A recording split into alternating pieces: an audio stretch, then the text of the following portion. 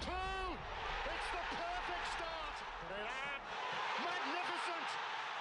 We deserve the win, and I'm very happy. We won 3 points at home. That's the most important today.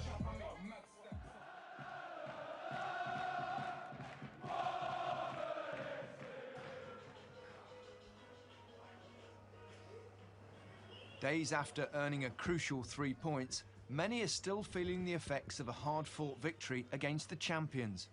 And as any player would tell you, the post-match recovery is vital. I've got some stiffness around the muscles, so Mr. Pepe is the man for that. Pedro strided that. He strided.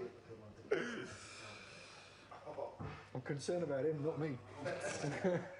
Meanwhile, Captain Troy Deeney undergoes his weekly recovery, and during treatment, he offers up his thoughts on Saturday's win. Thought the first 20 minutes were really good, and then obviously somebody over there can't stay at his feet and gives away a penalty. If you take 90 minutes and only one mistake, then that's, it's real good going. So yeah, happy with that. Beat the reigning champions, so that's no mean feat. This is just normal maintenance. So the main man Kira looking after me, tried his best to break me in half, and then we go again Sunday. While Deeney deals with the pain of his massage, others enjoy a much more relaxed recovery. Okay, standing up nice and tall, boys, so just feet hip width apart, so relax your shoulders, okay? All that hard running, all that intensity during the week, just forget about it for now. Sometimes after a difficult session, a good stretch is amazing, it feels your body more released and prepared for the next day. For example, if you have two days with hard sessions and you stretch for 20-25 minutes, you feel much better, much better.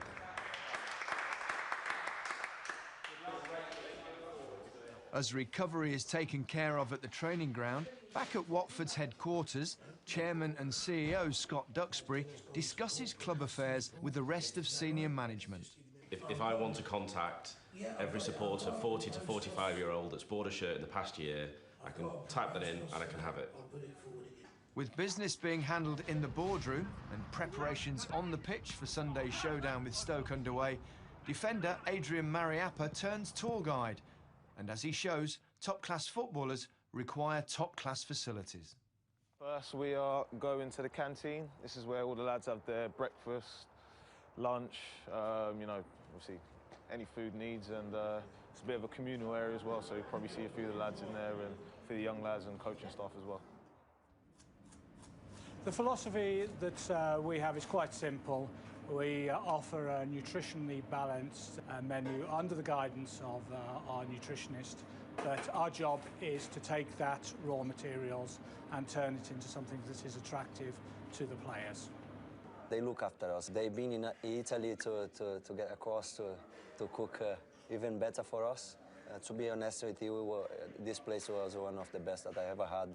Generally, we get a very positive feedback. We interact with the players. There's a little bit of banter, and generally they're a great bunch of lads, the players are. So as you can see, it's kind of split off into sections. So you see the young lads over here having breakfast, a few of the lads in there having breakfast, a bit of banter as well. Some decent players in here. There you go. It's raining. Call me taxi, okay? Yes. This is the gym. When I was first at Watford, actually, we didn't have this, this gym obviously looks really nice now. It was a porter cabin in the car park. And, we just had to make do with that. And to be fair, got a lot of good work out of it, but, it just shows you how much football's moved on, and especially this club. Take you around now to the changing room area. It's nice environment to come into in the morning, and then go start your day. And this is the kit man's room, although, and DJ's in here now. DJ, you know what I mean? He's actually printing a shirt now, as you might want to see that. Without these guys, I'm pretty sure everything would fall apart. He's a bit nervous, that's why he's not looking. He has a lot more to say usually than that. It shows you how much the club's moved forward, really, trying to stamp their authority in the Premier League and, trying to really be successful. All right, that's the tour of the training ground done. You've seen where we, have to get to work today, and I've got to get to work myself. Cheers, guys.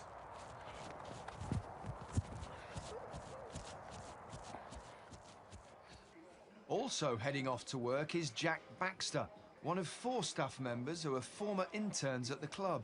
Baxter is just one example of how the one-of-a-kind internship programme, in which its members are heavily involved in the team's day-to-day operations, encapsulates Watford's rapid rise and family-oriented nature. Another former intern, fitness and rehab coach Eric Svensson. I had no experience of working in professional football. I went in there with an open mind thinking, see what this is about, see if I like it, if I can get a career out of it. Pretty much from day one, I kind of realised that this is what I want to do. I was, call it lucky, to be able to get a full-time job out of it. My role is within the sports science department. On top of that, I also do a lot of rehab sessions with the players. One player Svensson has been working with recently is forward Isaac Success. The 20-year-old has missed the last 4 games through muscle injuries, and although he will likely miss out on Sunday's game as well, he has progressed enough in the gym to show he is ready for an on-the-pitch workout. Diagonal jog. So it's like an X. No walking. No walking. No walking. Today was Isaac's first day on the pitch, reconditioning his body to get used to the surface, the boots, how it is to just be outside. So we did a little jog. Okay. How's that? And then I stepped back and kind of observe how he's doing. Make sure you keep the same pace now, all the way. And he did great. So from here on, we can just progress and hopefully get him back as soon as possible. 2 minutes rest, we go again. Up next, members of the club look back on one of the most defining moments of Watford's 135-year history. I literally cowered over my cameras as the crowd came over the top of me. I'd never experienced that.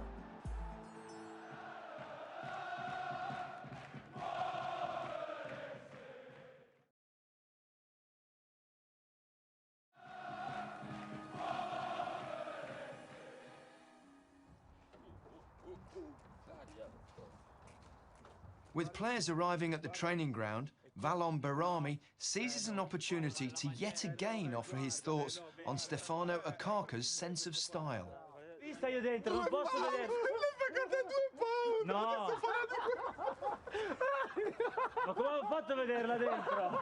While Barami and Okaka continue their friendly fashion disagreement, one thing never in dispute is the importance of Watford's media team, a group that bridges the gap between club players and fans. Just filming a bit of training, really, so obviously with a game coming up on Sunday, it's just nice to give fans sort of an insight of what's going on at the training ground. Most games, you're not going to get, the weaker's not going to follow you, is it? You never know what you're going to get when you're out here, so sometimes the things you're not expecting are great, so you just got to keep your eye open and hopefully get some bits.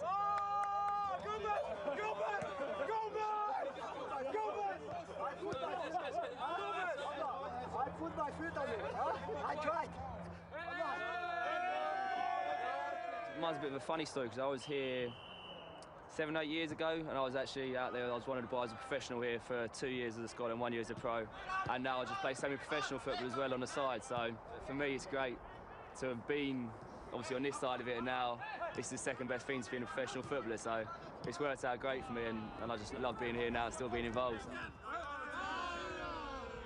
I think things have changed over recent years in terms of the way football clubs and just perhaps sport in general presents itself. There is that sort of demand 24/7 now to produce our own content. Each week before we play one of our matches, we put a preview onto the website that also gets shared on our social media channels. And within that preview, it just gives you a good idea of the opposition we face that weekend. On a match day, I do the stadium announcing. So you'll hear a female voice, which is mine, and Tim, who does it with me. Now, let's hear it for the goal boys this afternoon. Number 9, and captain, Troy Deeney. Am I right in saying you're the only female match announcer? Yeah, so people say. Welcome back to Vicarage Road after last week's heroic... For Emma Saunders and the rest of Watford's media team, an everyday challenge is adapting to the supporters' ever-evolving demands. It's really changed, actually, in the period that I've been with the club. We now have social media, and social media was not around in the early 80s, so it's immediacy now. Everyone wants pictures now. I transmit the pictures live throughout the game, so as we're playing, the pictures are transmitted straight to the club. We have the access. That's where we have so much more of an advantage. A little tidbit of information or a little clip from training to our supporters and to those watching, it's unique. Walter spoke to the press this afternoon, just previewing the Stoke game. Come dire che si possa prevedere il risultato. Of course, we will find the Stoke that will be very angry because they lost their last game. Currently 4:30 in the afternoon, so I'm just cutting this together before uploading it onto the website. We're always looking for new ideas and new angles to be able to present our content in different and engaging ways. The draw, the reach of the Premier League is so huge. I would describe every game as more of an event rather than just a football match now. And 3 years ago, one Watford game was certainly much more than a football match. After earning a place in the 2013 Championship playoffs, the Hornets met Leicester City in a two-legged semi-final with an opportunity to play for promotion to the Premier League on the line. With the aggregate score tied late in the second leg, a minute of magic arrived, especially for Communications and Media Relations Manager John Marks, who was calling the match for radio that day. It all kicked off, basically. Leicester were ordered a penalty in the last minute of injury time. Well, he's evaded him and he's inside the box. He goes down and the referee gives a penalty! Leicester City have a penalty in added time at the end of stoppage time, and Leicester will have the chance to book their place at Wembley. Disbelief as what was developing in front of our eyes. Anthony Knockout has the chance to send Leicester City to Wembley. Almunia saves it, and again, Cassetti clears. Unbelievable! Unbelievable at Vicarage Road. Almunia keeps Watford in it, and Anya breaks downfield and finds Forestieri. Forestieri right into the area, gets the cross in, Hogg is there, heads it down, Deeney!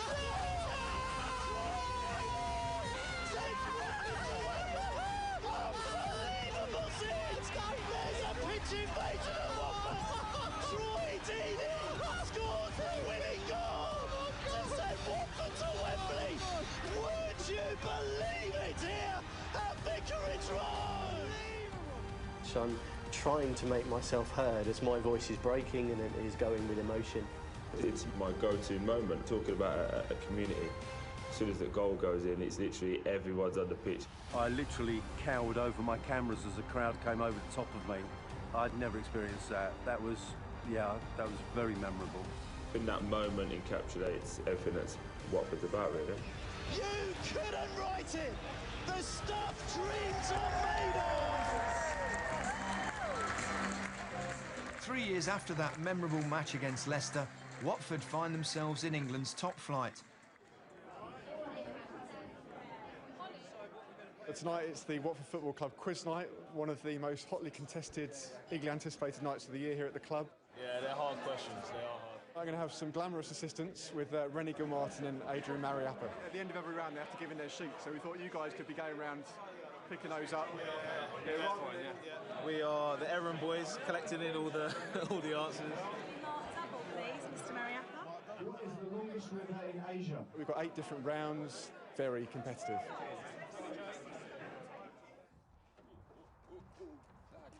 24 hours prior to their clash with fellow Premier Leaguers Stoke, the team, along with head coach Walter Mazzari, take to the pitch to go over last-minute tactics. Really, it's just general match prep. So on the pitch, that'll be with the gaffer, set pieces, shape work, really light, just getting the boys ready for the game tomorrow.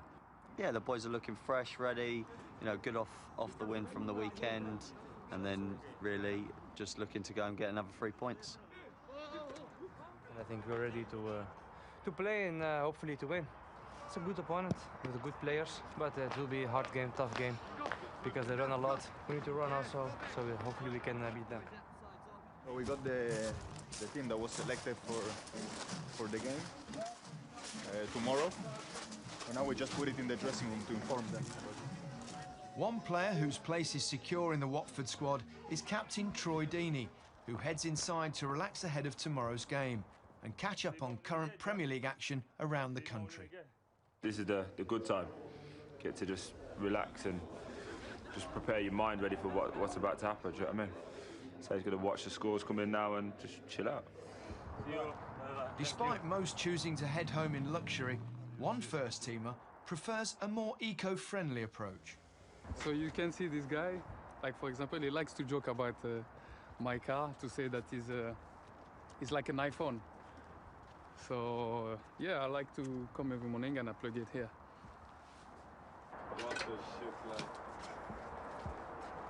Bye-bye. Up next, with Stoke visiting Vicarage Road, Watford take to the pitch in search of a second straight win. In about 10 minutes' time, you'll hear that music. You will hear the music. And that, to me, is then when it starts. You'll just feel it.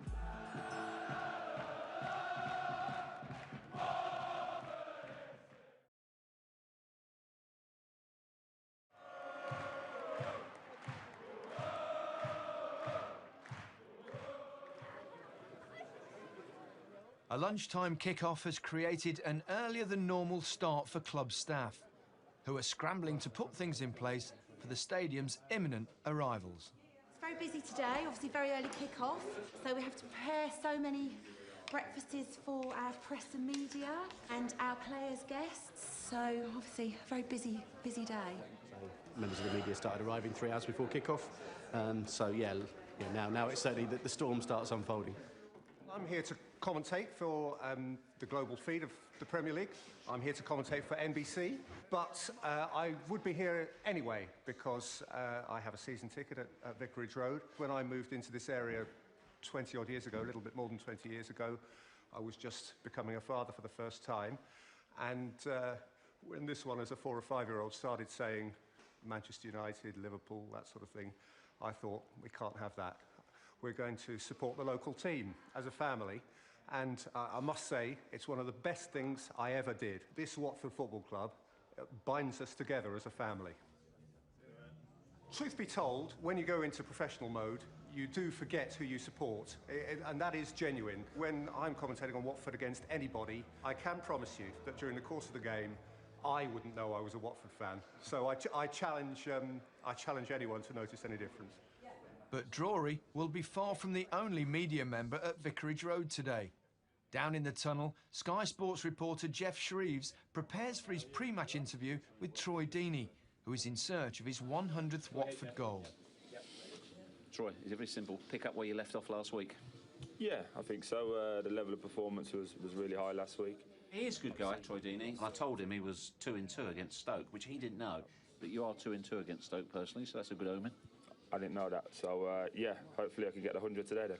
And he immediately absolutely hammered the club's official statistician for not telling him that. So he's all buzzing now in the dressing room. One job you had. One job. Hi. How are you doing, mate? You all right? What's the commentary position like here, Peter? Yeah, it's really good, actually. It's very, very good at Watford, right over the halfway line. It's a good thing I'm an athlete. This is going to kill me one day. But it'll be a good way to go. While Drury copes with the gantry, another media member deals with an unexpected absence, as a case of laryngitis has forced Tim Coombs' co-worker to miss out on the day's festivities. Normally it's myself and Emma Saunders. She ran me yesterday. She sounded like Sean Dyche. We speak a lot about our players playing in the right manner and getting on with business. Unfortunately, she's on the sidelines and it's just down to me. It could be interesting. But no worry, it seems as though someone is ready to fill in.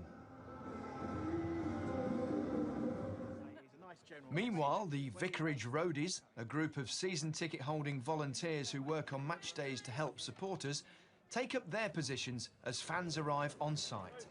Do you know where you're going, guys? My name is Caroline Hasley. You'll probably see me randomly going up to people and hugging them. All right, nice to see you. The point of us is to make a welcoming experience. Okay. You're in the Rookery? Yeah. You're in the best end, the home end, hardcore Watford, lots of cheering boys. Enjoy the game, enjoy the game. We go for the victory! Yes. In about 10 minutes' time, you'll hear that music. you will hear the music. And that, to me, is then when it starts. It's just that build-up. You might not be in there, but you'll just feel it. I don't know, it just gets inside you. There's nothing better than it. This is Vicarage Road, where Watford and Stoke City will jockey for position, and if absolutely everything went their way today, Watford, extraordinarily, could be as high as 6th. You know what you get with Stoke City, and you can't take anything for granted in this league. The Premier League has too much quality. Stoke are well equipped to put a spanner in the smooth running works here.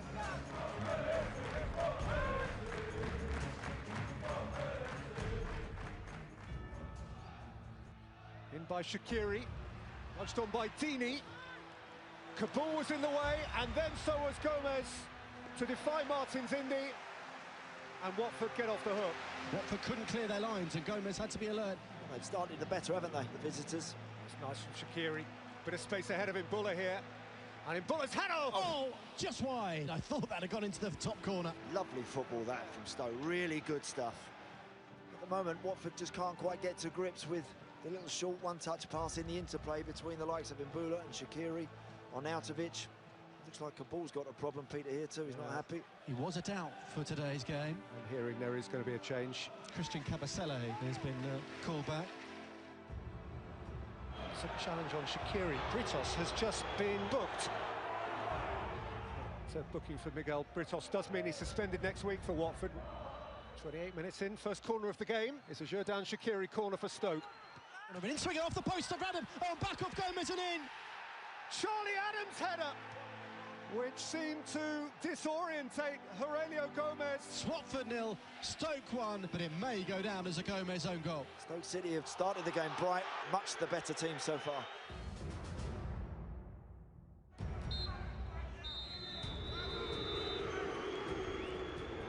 With supporters unhappy, those on the pitch are puzzled as well.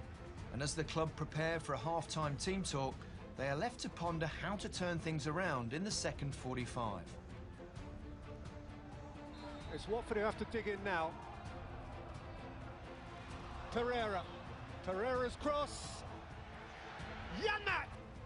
Still won't happen for them. 88.5 minutes. But it's a one-goal margin, and it only takes a second in front of what they call the rookery, the noisy yellow boys and girls. Pereira's delivery. Crouch's header clear. Shaqiri chasing away with it and outwitting Britos, who's holding back there and is going to walk.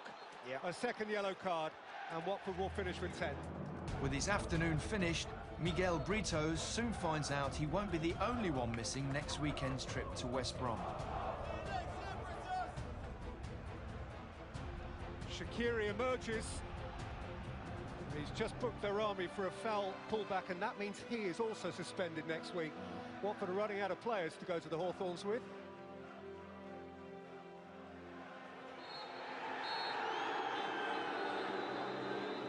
As full-time arrives, those at the stadium realise it just wasn't Watford's day. Didn't happen for Watford. For Mark Hughes, it certainly did. The final score at Vicarage Road, Watford 0, Stoke City 1. You didn't get your first goal of the season, but you certainly had a big hand in the goal. Why? It was a goal. No, it was a corner, and I think it was a foul, really. I think I pushed him. But we'll take it. After Walter Mazzarri congratulates his counterpart, fans head home disappointed, forcing the Watford boss to contemplate a frustrating afternoon. Walter, how frustrating was today for you? More yellow cards, and that will mean that 2 of your players are suspended next week. How concerned are you? It cannot be an alibi. My players need to, first of all, play better on the pitch, but then also understand that they cannot react the way they reacted with the referee. They need to just focus on playing football. I am the manager, and they are the players. On the next episode of Premier League Behind the Badge... He said to me, Mom, I'm going to be the biggest footballer on this planet. And I said, I know you can, son. The club had fallen on some more difficult times till around 4 years ago with the change of ownership. I have had the pleasure of meeting him on probably half a dozen occasions. He's a very well-known figure around the club. This is really about long-term development for the players. It's the single one most important game to them. 3, 2, 1.